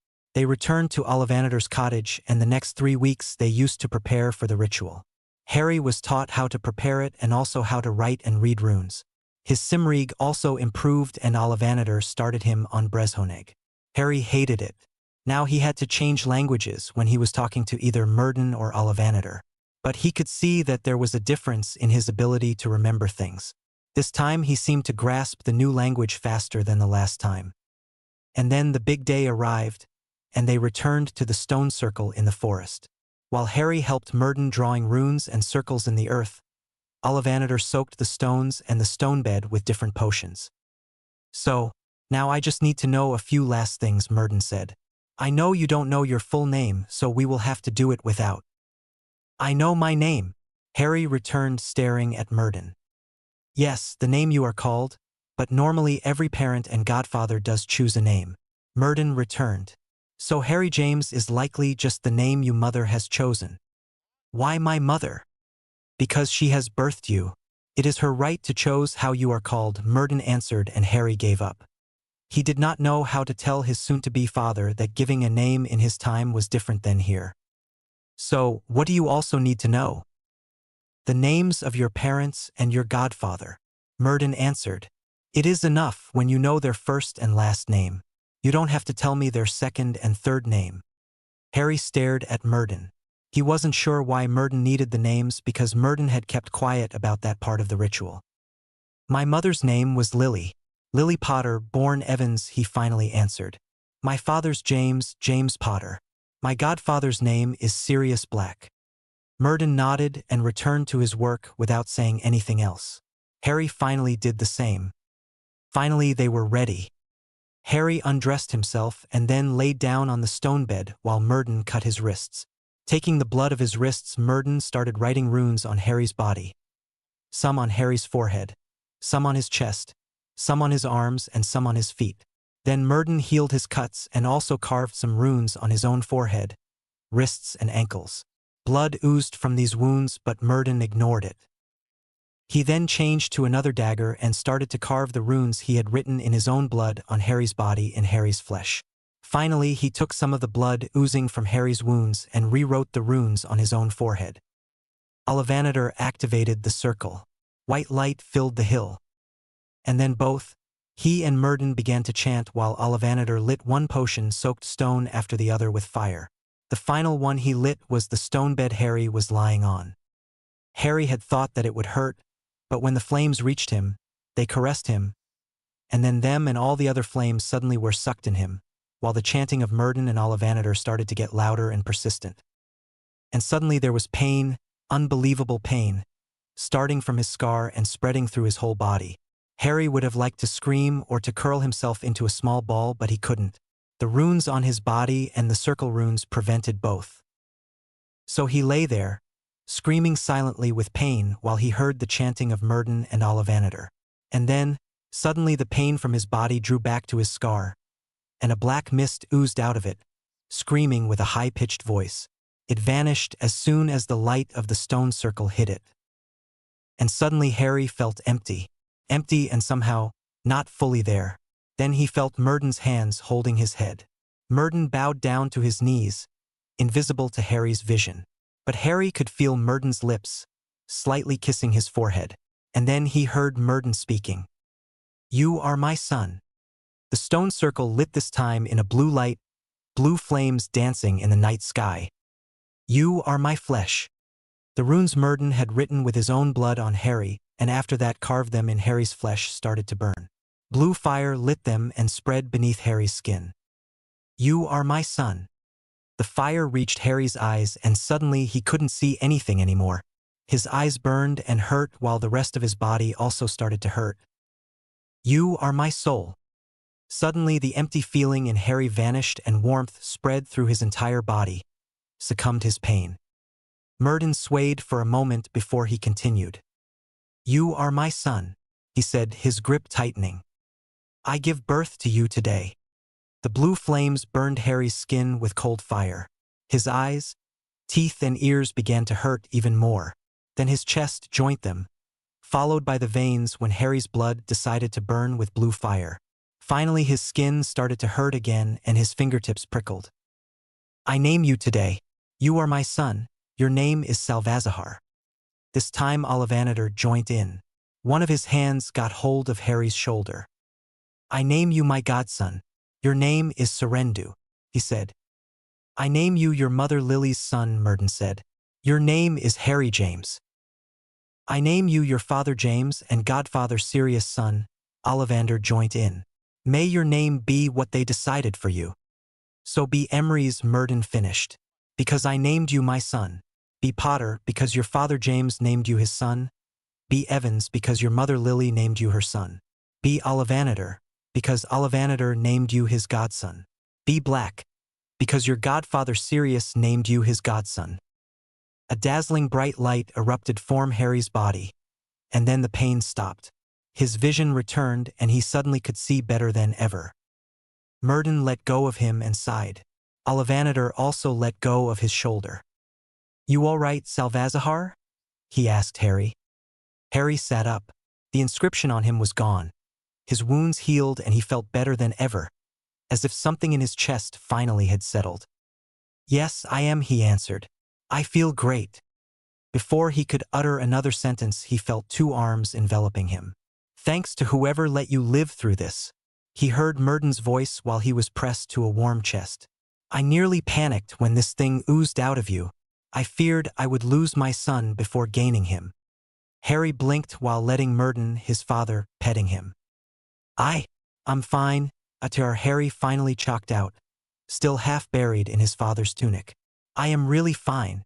It felt strange to call Murden father, but at the same time it felt right. "So, can you explain why I suddenly have a different name?" he finally asked, looking from his father to his godfather. "You have been born again," Murden answered. "While you still have your old heritage, you are also my son now. As your father and the only parent alive, I have the right to choose your given name, and I told you I won't have a son called Harry James." But I also did not want to change your name so Ollivanator, and I decided to include your old name in the ritual, to be sure it would stay, and just add our chosen names in front of your old one. Oh, Harry hesitated. So, I am Salvazahar Serendu Harry James whatever now? Yes. You know, you will have to show me how to write it, Harry said. His father grinned. I will, he said, still petting Harry's hair. I will, my handsome son. Harry blinked, then his eyes suddenly. Do I look different? He asked, suddenly worried. Not much, his father answered. Your hair and eye color are still the same, but now you have more locks than untamable hair. And maybe your face is a little sharper than before. It is nothing anyone would notice. Except of my name change, Harry said. People are bound to notice something like that. Well, you will have to live with it. I did not like the name Harry James. Believe me, I noticed it. Harry answered dryly but also smiling. He could not even be angry with his father. A name was nothing his heart clung to. Well, then I am Salvazahar now. Salvazahar Emrys. It sounded good to say the name, knowing there was a man who had the same last name, a man who had chosen his given name, a man who was his father. So, and now we return to the originally purpose for the first ritual, Ollivanator said, and took out a staff. I took the measurements I had from you and your father and build this. It should be perfect for you. Harry stared at the staff. It was slender, carved with runes and symbols, lines and circles, and it was bigger than himself. But it was perfect. He reached out and took it. In that moment his hands touched the staff. A shower of sparks erupted from its carvings, bathing Harry and his father in red, green, blue and white. The warmth Harry could feel from it was even greater than the warmth he had felt from his wand. Harry's eyes lit with green fire. It is perfect, he said, still staring at the staff in his hands. Absolutely perfect. It is oak with dragon blood, elfin hair, unicorn blood, dementor blood, grim hair, phoenix tears, thunderbird feather and basilisk venom. Harry blinked. Why so much? He asked, astonished. To tune it exactly for you, Ollivanator answered. These are your most important ancestors. Are they? Yes, your mother's had two equally important lines in her blood, two ancient old ones. One of the lines had as ancestors a Dementa unicorn couple, the other one a high elven elder dragon one. Your father James was a descendant of a grim thunderbird couple, and well, you know that Murden is the son of a basilisk phoenix couple. Having the same magic as your ancestors had in your staff eases its use. Oh! And the more of your important ancestors you add, the better is your connection to your staff. I understand, Harry answered, still looking at his new staff. You can shrink it, you know, Ollivanator said, smiling, to transport it easier. I have a wrist holster for your shrunken staff with me. Harry blinked. Can I also use it when it is shrunken? He asked. Of course, Ollivanator laughed, but I would not recommend it for rituals. When your staff is shrunken, its connection with you will be less efficient. It will do no good in complicated rituals. Harry nodded. How do I shrink it? Just want it. Sal, his father answered, chuckling. Just want it. Harry stared at the staff. Then he willed it to shrink, and it did. Wow! He breathed, and his father and godfather chuckled again. So, now we can finally really start with teaching, his father commented, and Harry groaned. He would have to remember more stuff without being able to write it down. Somewhere between 700 and 600 BC. Starting to live. Success. What are you doing, Sal? Salvazahar, formerly Harry, looked up from his work. I am working on my third circle of strengthening runes, he answered his father. It had been 1 year since Salvazahar had been reborn. Since then he had started to learn the way of the druids. His father had taught him potions, charms, transfiguration, herblore and ritual theory. He had also taught him arithmancy, astrology and knife fighting. Parcel magic and language studies were mixed in all his classes. One of the most important things Sal had learned was occlumency and legilimency. His father had been very insistent in these two disciples because they were the only ones that shielded Sal from being exposed as a time traveler by another more ruthless druid. At first, learning under his father had been hard. After Sal had gained his staff, he had thought that his lessons would get more Hogwarts-like. He had been wrong. He did not learn spells like the spells in Hogwarts anymore. There still were spells, of course, but the most of them were long chantings and mostly used to aid in a ritual or with a potion. Crying spells out and fire them at each other did simply not exist. That didn't mean there was no battle magic. Runes, written with your empty hand in midair or drawn in the ground with your staff, was Sal's new fighting style. There were also no wand movements. He had not to remember how to swing his staff to get a result in his spell work. A lot of spells he used in daily life were wandless anyway, which had been especially hard on Sal first. But he had no choice. His staff was unable to call out magic like his wand had. Sal had tried it. He had tried a simple Lumos spell with his staff but was unable to get a result. When he had asked his father, Murden had answered that this shortened form of magic Murden had never heard of a possibility to just shout a word and swing your staff. Was maybe something that needed a more focused staff as they were able to make now. So Sal had to learn the druid's way. He had to know how the runes looked he wanted to draw, how and where to place them in full-fledged rituals, and how to use his staff not only in magic but also in fighting against mundane weapons. Sal loved and hated it at the same time. After some months, Sal also had started in blood rituals. These were rituals every druid had to do to strengthen their body and their magic and finally waking their blood. Without them, Sal would not be allowed to do more than ritual theory. The blood rituals were there to protect Sal's mind and body when using his magic for other rituals. They were the foundation every druid had to have before being allowed to call himself a druid. Sal did not know what would happen if he had not done the blood rituals but had attempted a ritual nevertheless. And he didn't want to know. He had learned the hard way that Murden and Ollivandr would not hold back any answers to his questions, even if they were just asked out of fun without expecting an answer, and some things you were better not knowing, like doing rituals without blood magic or the sex lives of your parents and godparents. So you will finish with your body-strengthening rituals in the next few moons? Murden asked. I think so, Sal answered, still calculating the places where the individual runes had to sit on his back. How far are you with your memory runes? These were another layer of runes to improve his memory. Not that Sal needed them. Since the rebirth, he hadn't forgotten anything. Instead, he had begun to remember. Daily, the past days of his life had returned to him, filled with a clearness Sal had never had before. First, it had been forgotten days at the Dursleys and Hogwarts, and also things he had read or learned but had not remembered anymore, but after a while he suddenly started to remember his parents and the 1 year he had with them. It was a gift to him, even if he had to remember the strained faces his parents had worn the last month before their deaths, and also the day his parents had died with every cruel detail. And he did not just start to remember, he also did not forget anymore.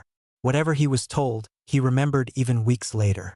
Every lesson he had been given on his way to his new home, he had remembered, and some details he had not grasped at that time he suddenly understood. He had inherited his new father's ability to memorize everything, and finally, he understood why Murden had hated it to repeat everything over and over again. His father had simply not understood that Sal's memory wasn't as good as his own. But even if he knew now how his father felt and was now able to remember with just hearing it once, he was not sure if he liked that. It had not been just good memories that returned to him, and suddenly some of the actions of some people who had been in the future around him seemed different. He now remembered clearly the guiding in the right direction he had gotten in first year. At that time, it had been veiled to him. Hagrid was a nice fellow, taking him away from his mundane relatives, showing him an absolutely new world.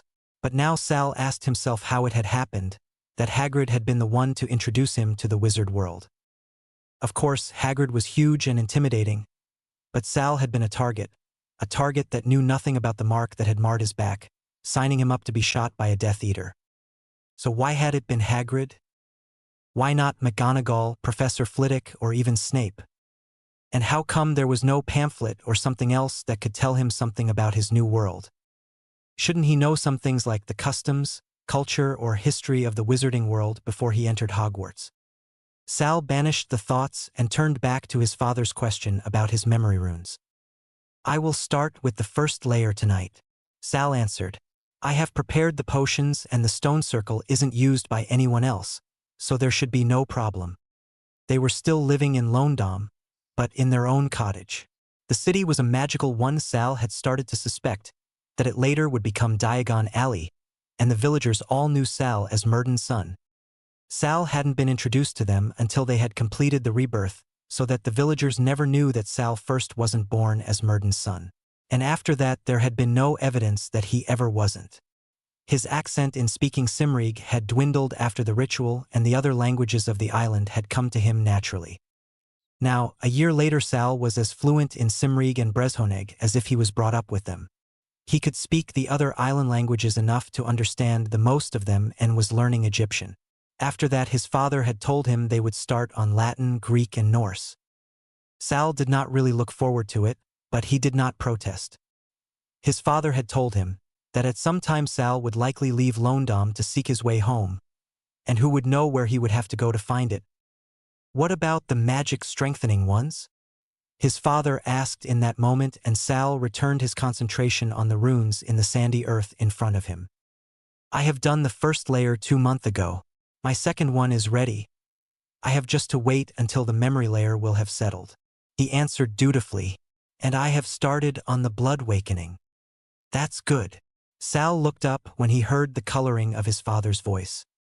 Is something troubling you, Atiar? He asked. Yes. His father answered and sat down next to him on the ground in their hut. I wanted to talk to you about something. What is it? Sal asked, now stopping to calculate and laying down the stick he had been using to draw the runes. It is about you, about your body, Murden said. I noticed that you did not age since you came here. Sal blinked, and Murden brushed one of Sal's strands of hair out of Sal's face. Salvazahar's hair had grown the last year and was now falling to his shoulders. I did not age.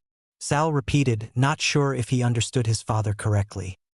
Yes, you did not, Murden answered the positive. I was not sure first, but I watched you the whole last year and you did not age a single day since I found you. So, I will stay 15, forever? Sal asked, unsure how to feel about that. I am not sure, his father answered, but I have made up a theory. A theory? You are not from this time. Even if you have been reborn here, you still should not exist here because there are no circumstances that would have led to your existence. His father elaborated.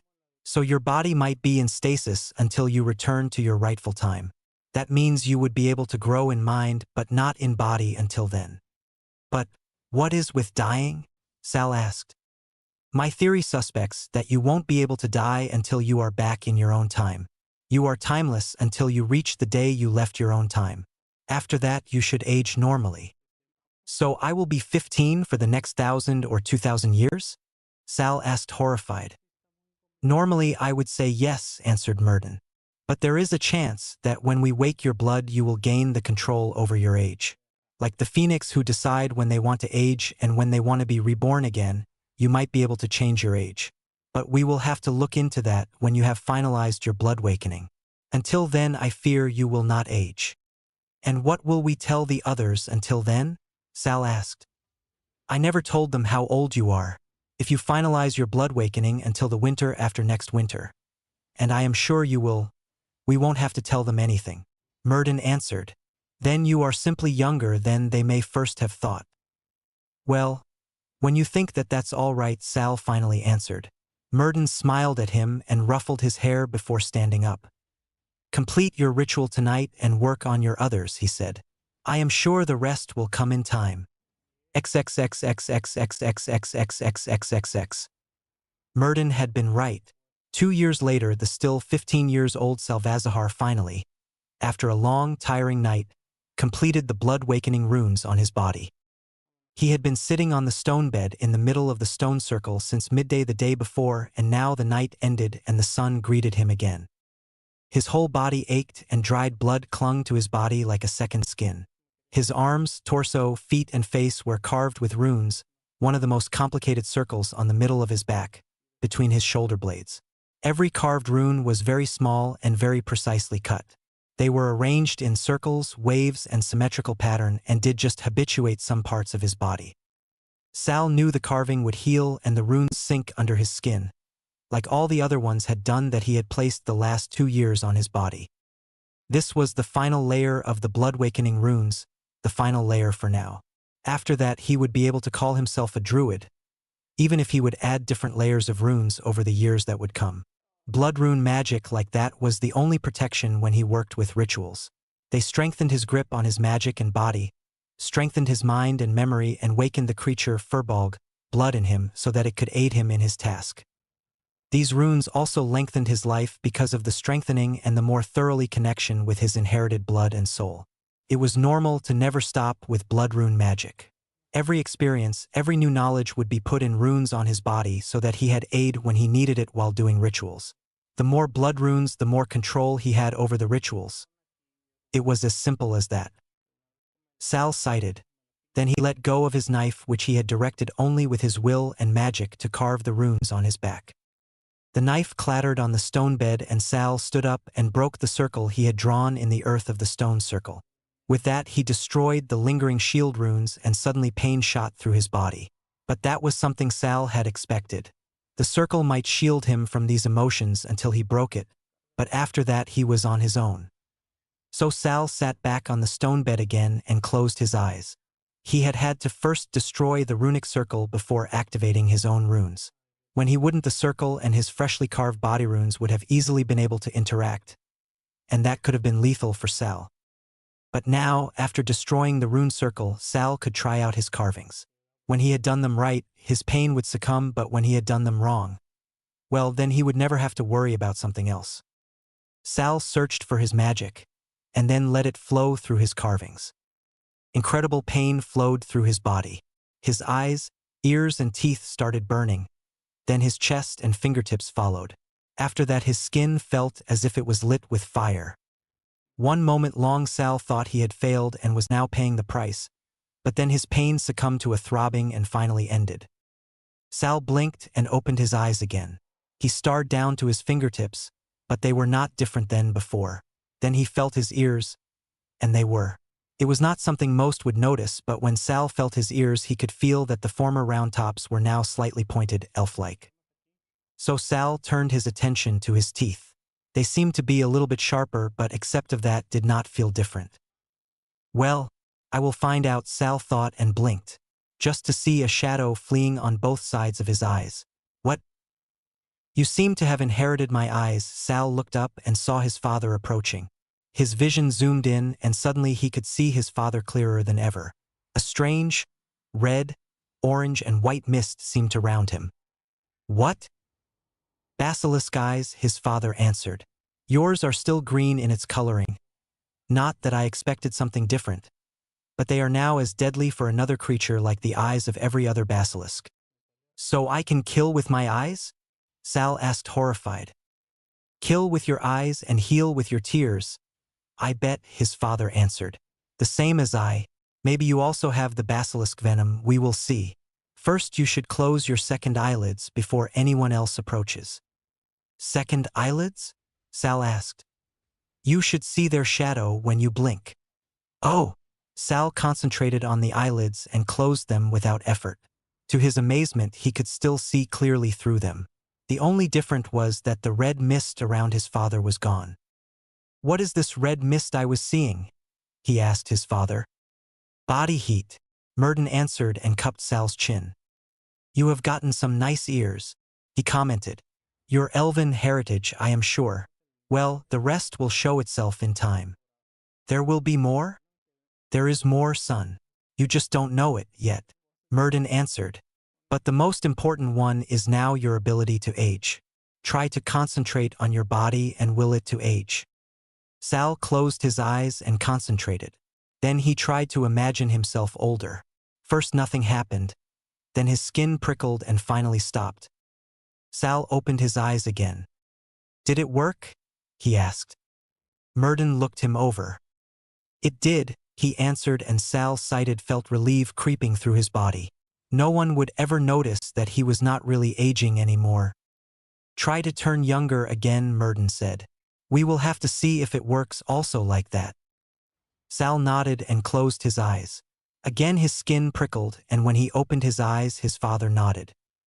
"Good," he said and let go of Sal's chin. "So this problem is gone. Can you also do it?" Sal asked, interested. "I can," Murden answered. "But don't forget, just because you look older doesn't mean your body really is. It is still held in stasis, and even if it looks 20 it will still be 15. Understood?" "So changing my age will also not change the day I die?" Sal asked. No, Myrdin answered. "When your body is old, it is old, even if it looks as if it is still 14. "I understand. And now let's go home. Your godfather is waiting there to congratulate you, and we won't make him wait. Will we?" "No," Sal answered, standing up and picking up his clothes. On the way home they stopped at the river so that Sal was able to wash himself. After that they returned home where Ollivander was waiting. The life went on, and finally, 10 years later, Sal and his father left London again to travel. Over 100 years they traveled together.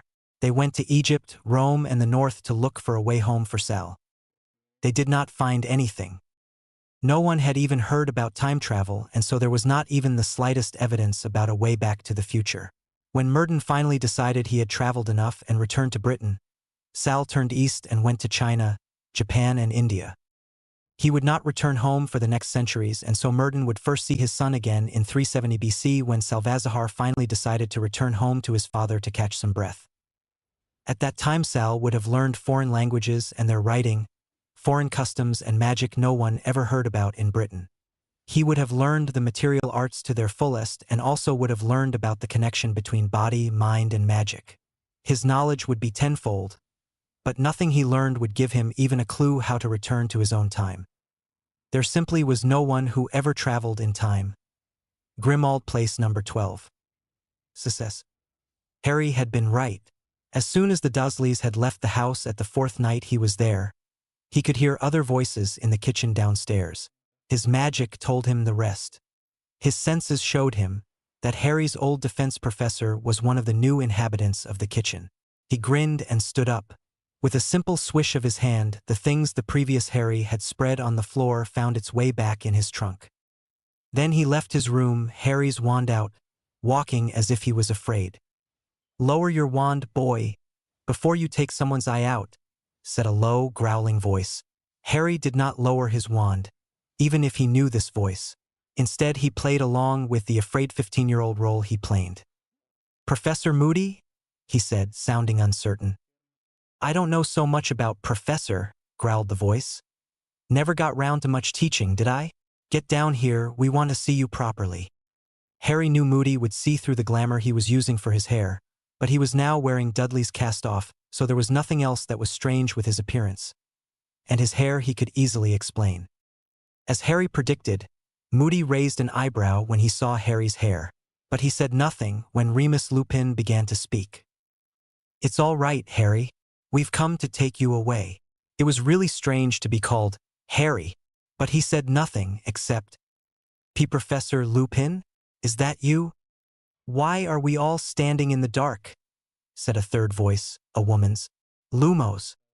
And suddenly Harry could see the people in front of him, and not just sense them. He knew the most of them even if he shouldn't. He had been watching Grimmauld Place often enough to know them by now. There were Kingsley Shacklebolt, an Auror, Nymphadora Tonks, another Auror, Elphias Doge, Daedalus Diggle, Emmeline Vance, Sturgis Podmore, and Hestia Jones. No one knew. He heard them murmuring about his appearance. "He looks exactly like James," was the second part of Kingsley's speech to Remus. "Except the eyes, Lily's eyes," another one said. Harry said nothing. It was not his place to tell them that he did not look exactly like James. But he could not argue with Lily's eyes. He was family after all. Instead he focused on Moody, who eyed him with distrust in his eyes. "Are you quite sure it's him, Lupin?" he growled. "It'd be a nice lookout if we bring back some Death Eater impersonating him. We ought to ask him something only the real Potter would know. Unless anyone brought any Veritaserum?" The Truth Serum was nothing Harry would like to have, but a question that was easy. He was sure he could answer the entire question they would throw at him. And Moody was right. He could be a Death Eater impersonating Harry. Not that he was a Death Eater, mind you, impersonating Harry he of course did. If there just would be a real Harry, he thought, but said nothing and waited instead for the question. Harry, what form does your Patronus take? Lupin asked. A stag, Harry answered, lying. It wasn't a stag. Well, he could change it to a stag. But when he didn't, it was a phoenix. It had been a phoenix for a very long time. That's him, Mad Eye, said Lupin, and Harry nearly snorted. One simple question, and they believed him. And then it was a question about something another person would have easily seen for themselves would they just have been near Harry while he was casting. Not very secure, but well. He stowed Harry's wand in his back pocket while descending the stairs. Don't put your wand there, boy, roared Moody. What if it ignited? Better wizards than you have lost buttocks, you know?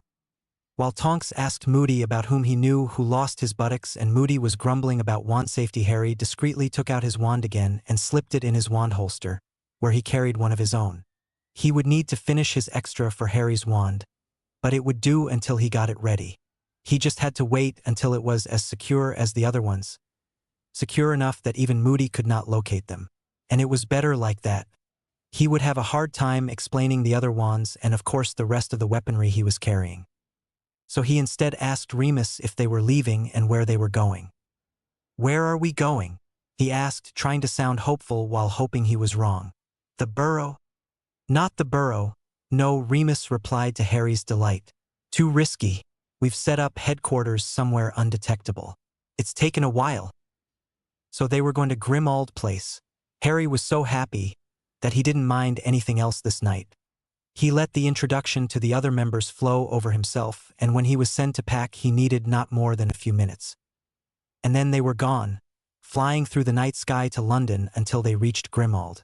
There Harry got a notice written in Dumbledore's hand, and they finally entered the building Harry had been longing to get into for a few months now, Grimmauld Place number 12. Just before Harry could leave the hall, Moody stopped him. With a whispered "Here," he ended the disillusionment charm, but then held him back again while everyone entered in the kitchen. Why the glamour? He growled, whispering. My aunt doesn't like long hair, Harry answered. So I found a glamour charm and applied it in school when I wanted to have long hair. My aunt doesn't see it, what makes her happy, and I have not as much trouble with long hair as with short, what makes me happy. He stopped, then asked, hesitating. Will you end it? Moody snorted. A glamour for your hair? No, when you want to glamour it, do it. As long as it's just as little as that, do what you like. Just do it in school and not at home. Yes, sir. And with that, Moody let him go. Harry had known that Moody would be able to see right through the glamour. But that was plain. It would have been more difficult when Moody would not have been able to see through it, but would have known it was there. Like that, he had just explained one party why he had glamoured his hair. Would it have been different, he might have had to drink Veritaserum. And that was something Harry would like to prevent. Of course he could have just cut his hair, but that was something he had not want to do. He hated to have short hair, and he would not have been able to cast a more undetectable glamour on his forehead. The scar that had to look like the original Harry's. But that was not all. Someone in his position did not wear short hair. Even if no one told the previous Harry something like that. Well, the previous Harry had not even been told about his position. But Harry would change that. He would play along until he was ready, and then he would show them that he wasn't Harry Potter. It just would take some time. Harry started to follow Mad Eye in the kitchen, but was prevented from entering by Mrs. Weasley, who sent him up to the other children. Harry was all right with that. He was not interested in their strategies. Well, he was, but he had Dobby to listen in. So instead of trying to listen, he slipped upstairs and opened one of the rooms to get in. And suddenly he was attacked by a very large quantity of bushy brown hair. In the last minute, he recognized his attacker and stopped mid-casting. Not that anyone had noticed the spell. Harry!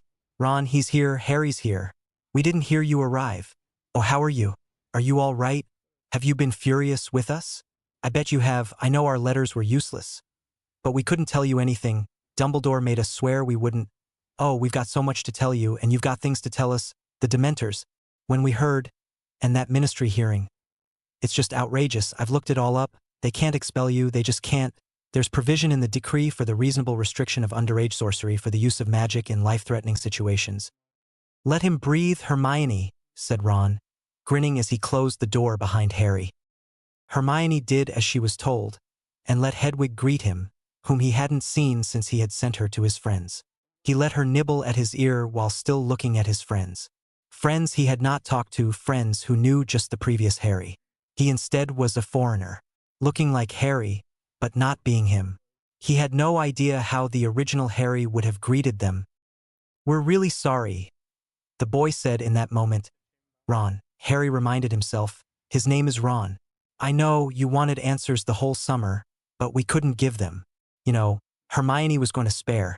She kept saying you'd do something stupid if you were stuck all on your own without news. But Dumbledore made us. Swear not to tell me, said Harry while still wondering how previous Harry would have reacted to this news. Yeah, Hermione's already said. He seemed to think it was best, said Hermione rather breathlessly. Dumbledore, I mean. Of course she did. Dumbledore this, Dumbledore that. Harry had known his friends were used to follow Dumbledore's path, but he had never known how much influence the old man had. He sighed. I think he thought you were safest with the Muggles, Ron began. Yeah?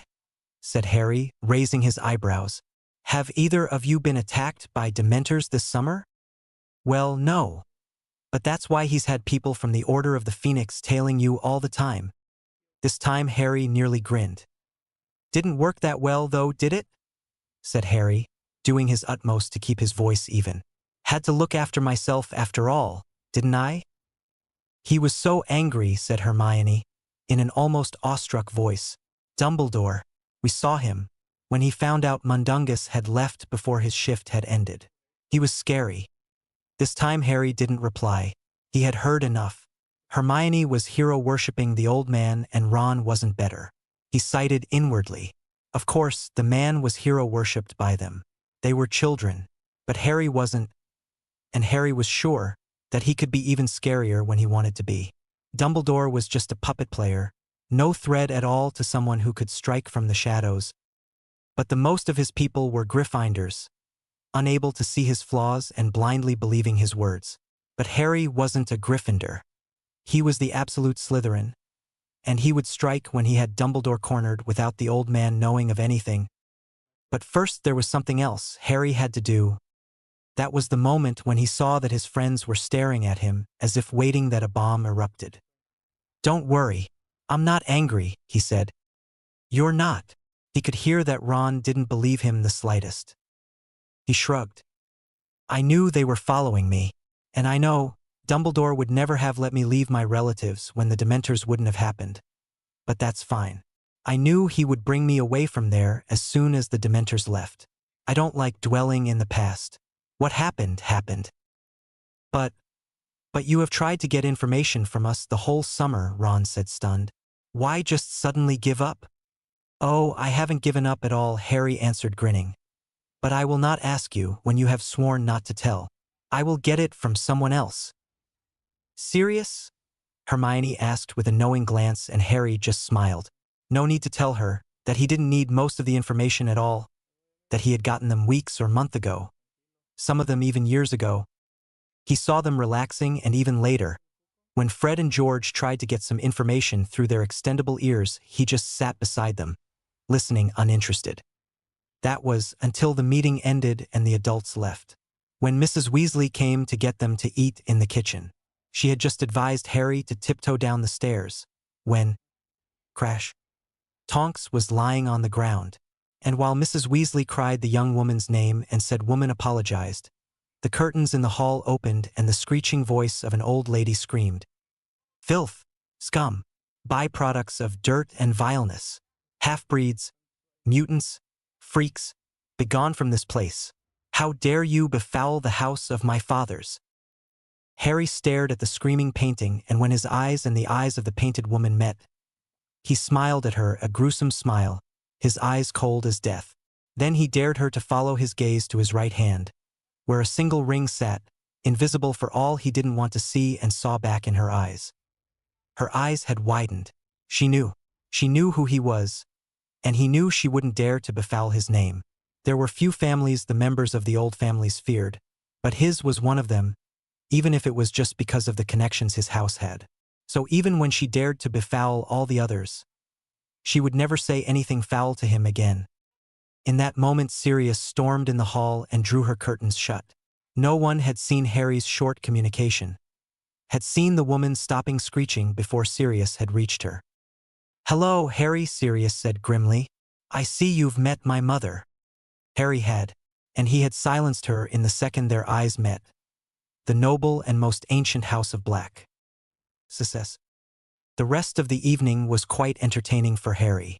While Mrs. Weasley did all to stop Harry from getting any information, Sirius seemed determined that Harry should know as much as possible about the mess. But Harry guessed that his godfather also had wanted to make it up to Harry. Not that Sirius thought that Harry did have a horrible summer. Harry thought that at the beginning until Sirius had stated, "Don't know what you're complaining about, myself." At that Harry had been incredulous, but the answer he got told him everything. "Personally, I'd have welcomed a Dementor attack. A deadly struggle for my soul would have broken the monotony nicely. You think you've had it bad, at least you've been able to get out and about, stretch your legs, get into a few fights. I've been stuck inside for a month," Sirius had said, and Harry had connected the spots in his head. "How come?" asked Harry, officially frowning, but inside his mind had been reeling. His godfather sounded not like an adult. He sounded like a boy, searching for adventure and danger. Harry had not liked the thought of that very much. Feeling restless like that was the first mistake that led to the path of death. "Because the Ministry of Magic's still after me, and Voldemort will know all about me being an animagus by now," Wormtail will have told him, "my big disguise is useless. There's not much I can do for the Order of the Phoenix, or so Dumbledore feels." And there had been the second part that had started to let Sirius feel bitter. Dumbledore. Harry could hear it in Sirius' voice every time Dumbledore had been brought up this evening. But not just then. He had also heard it in different arguments. And not just that. Harry had heard not only Sirius' bitterness but also the arguing of the others, especially Mrs. Weasley. One of the most telling sentences was her, "You haven't forgotten what Dumbledore said, I suppose?" Dumbledore. Dumbledore. And Dumbledore again. As if her argument would count more when it was Dumbledore who had ordered it. As if you had to obey because of Dumbledore. Harry filled away what he heard for later. Maybe he could use it. Now he did not need information like that. He had different things at hand, like the argument Sirius at that moment had with Mrs. Weasley about Harry being James. "He's not James, Sirius," Mrs. Weasley said furiously. Sirius' answer was as heated as hers, even if his voice sounded cold, when he said, "I'm perfectly clear who he is, thanks, Molly." "I'm not sure you are," said Mrs. Weasley. "Sometimes, the way you talk about him, it's as though you think you've got your best friend back." Well, that was some new approach. Did they now fully confuse him with his father?